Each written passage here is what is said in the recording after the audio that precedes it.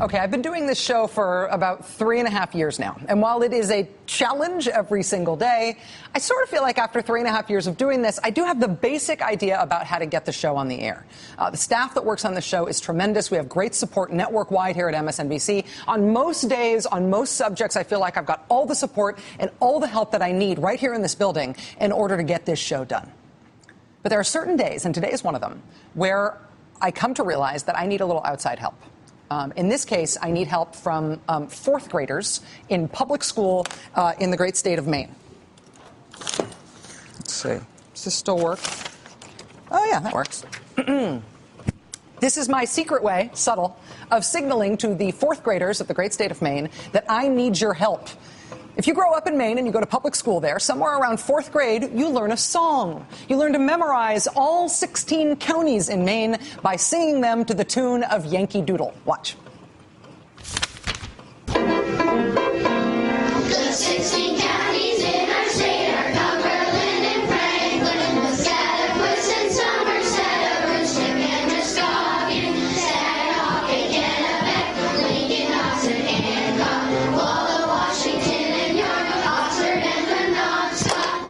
Ta-da! That is Maine's 16 counties set to the tune of Yankee Doodle and sung by Maine fourth graders. That clip courtesy of the Maine Center for Public Health.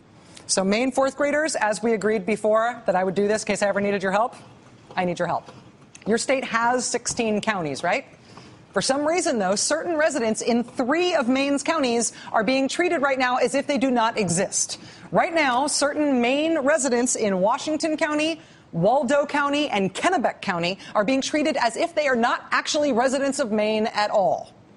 All right, let me back up for a second. So far this year, as we've talked about on the show before, the Republican process of picking a presidential nominee has been an absolute mess. It started in Iowa, where the Republican Party first declared that Mitt Romney won the state.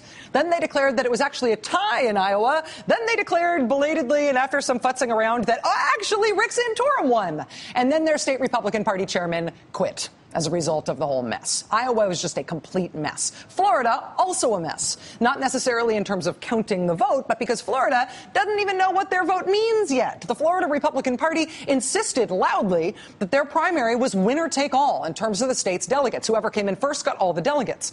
But that's not actually clear under the rules, and it's now being challenged. So who knows who won Florida's delegates? Nevada came after that. Also a mess. It took Republican officials in Nevada 2 days to release a final vote tally after they discovered they had more ballots than voters, and they don't know why. Then, of course, there was the Missouri mess. Missouri Republicans couldn't get around to changing their previous plans from earlier years, even though they tried, and so they ended up holding a primary last week, which Rick Santorum won. But that primary, although it was required by state law, was meaningless in the Republican contest. So they're also holding a caucus next month after the primary, and the caucus supposedly is the one that actually counts. A mess? Yes. The Republican presidential primary has so far essentially been one mess after another.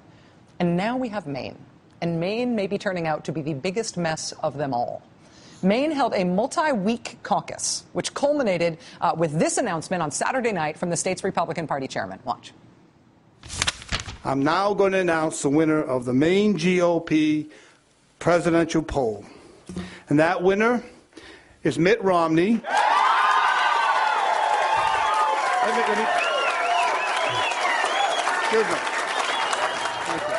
Excuse me. According to the Maine Republican Party, whose chairman you just saw there, Mitt Romney won Maine's caucus with 39% of the vote. Ron Paul came in second with 36% of the vote. The margin of victory for Mr. Romney was a razor-thin 194 votes. So case closed, right? Ha. Not by a long shot. Remember those 3 Maine counties I mentioned earlier, Washington County, Waldo County, and Kennebec County? Turns out that lots and lots of Republicans living in those 3 counties who voted in the presidential preference poll never actually had their votes counted by the Maine Republican Party. Republicans in Washington County postponed their caucuses on Saturday because of a snowstorm they expected to hit the area. And even though they are planning to vote instead this coming weekend, that's something they postponed the caucus to, the state Republican Party has already said, in Washington County, your votes won't count. They said no additional votes will be counted. So sorry, Washington County, you don't count. Republicans in Waterville, Maine, which is in Kennebec County, did vote as they were supposed to last week. But their vote total, as you see here, shows up, look at the right, on the right there, shows up as a 0 in the Republican Party's official results. That's not because nobody showed up in Waterville. It's apparently because a contact person in Waterville didn't phone in the results on time, even though the vote took place on time. Even though the state party now has the results from Waterville, sorry, too late, we're not counting you either. Then there's Waldo County.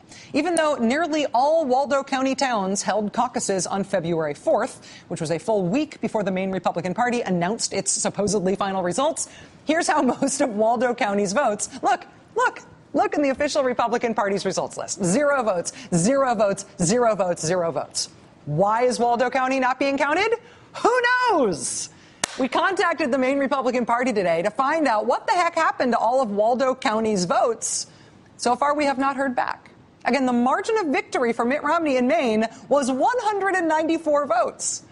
That's called a hair. He beat Ron Paul by a hair. And even though lots of Republicans in 3 of Maine's 16 counties did not have their votes counted at all, the Republican Party there is somehow standing by Mitt Romney as the winner and saying nothing else is going to be counted. Since the Maine Republican Party will not answer any of our questions about this fine mess, it's sort of up to you, Maine fourth graders. It's up to you to help us understand why of the 16 counties that you sing about, only 13 count. As we await the help from our fourth graders, let's bring in someone who is in the middle of all this mess. Joining us now is Doug Weed, senior advisor to the Ron Paul campaign. Mr. Weed, thank you very much for coming back. Thanks for being here. Thanks for having me, Rachel. Simple question. Who won the Maine caucus? Well, we won as far as getting the delegates are concerned. And right now, until all the votes are cast, the networks are declaring, or the Republican Party is declaring Mitt Romney won. However, it's interesting, there's a lot more than what you said. Washington County was the only county that Ron Paul carried 4 years ago. It was his strongest county. And the man who canceled it was a Mitt Romney supporter. That's a little piece of evidence you probably need to add. And the snowstorm he predicted didn't happen, but 4 years before, when all the Ron people came out and made it his only victory, they had 8 inches of snow. And the Girl Scouts met just fine in Washington County while they canceled the caucus. And in every other instance you mentioned, Waldo County, in each of the cities, in Belfast, in New Portland, in Portland, in Waterville, on every occasion, the votes that were lost were Ron Paul votes, and the person responsible for reporting them were Mitt Romney supporters. For example, in one case, the votes were actually transferred from paper to electronics and to the computer, and the lady doing the transfer was a Mitt Romney person. It could be the costliest victory Mitt Romney ever had, because the Romulans are not happy. So when you say the Romulans are not happy, does that mean that they are contesting this in Maine and they're going to force Maine to revisit its declaration of a winner here, or they're going to channel that outrage into something else that they think will help Mr. Paul? I don't know, maybe a little bit of both. As I said, we feel okay about delegate selection. I saw one of the networks giving Mitt Romney 8 and giving us 7 delegates. Thankfully, that network doesn't get that privilege, and our numbers show that we're going to capture the majority of the delegates in Maine. But nevertheless, it's not that the victory is so important. It's just losing it that way is kind of tough. When you were here last week, we talked about the delegate strategy of the Ron Paul campaign. And while it seems arcane to a lot of people who haven't been paying close attention, the basic idea is that in the caucus states, delegates are not allocated directly on the basis of how people vote in the caucuses. The delegates are allocated by a whole separate process. And you essentially think you, for the phrase, have gamed the process so that all of the delegates are going to be Ron Paul delegates in a lot of these caucus states, even if the caucus voters themselves didn't choose Ron Paul. That's the impression that we left a lot of people with last week. I want to just have you reiterate if that is, in fact, what you're doing. Well, it's different in each state. For example, in Nevada, actually on the first ballot, the delegation that's selected to go to the RNC from Nevada will have to vote for the winner of the beauty contest in Nevada on the first ballot. Thereafter, they can vote as they wish.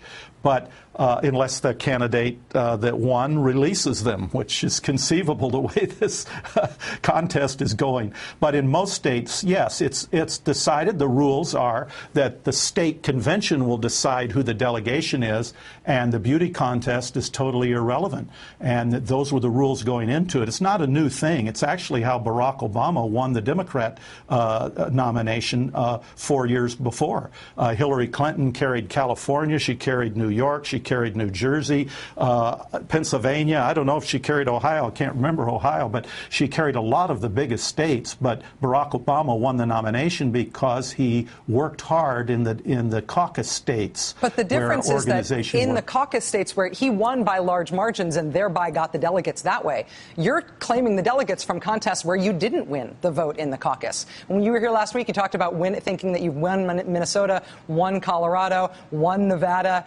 that you may have won all, from reading the campaign stuff today, that you may have won all 24 delegates in Maine.